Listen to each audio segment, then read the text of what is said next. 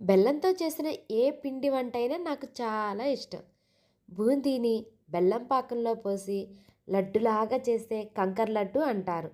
అదే పల్చగా ఫ్లాట్‌గా ఒక ప్లేట్ మీద పోస్తే బూందీ చెక్క అంటారు.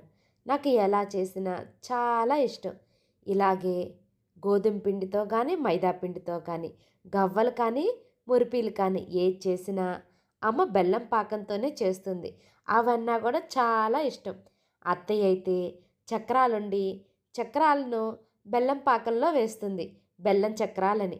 నాకెంత ఇష్టమో మా ఆయనకైతే చాలా ఇష్టం.